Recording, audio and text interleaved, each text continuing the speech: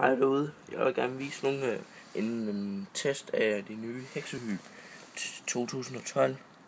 Det er så Ming i år, der har lavet det. Hvor jeg har en, der ikke er en almindelig en.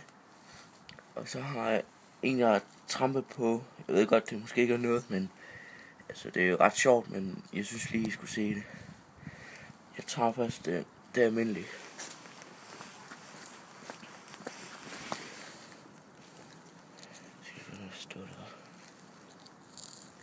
Sådan der.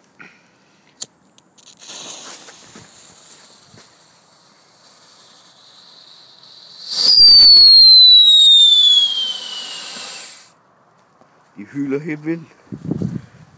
Det er gode heksehyl. Og de er fra T. Hansen af.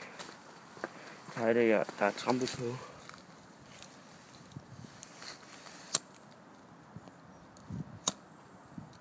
Tænd nu for helvede.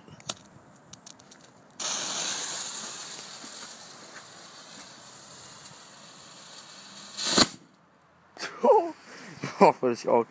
Nå, det var bare lige den test, jeg vil vise jer her i dag.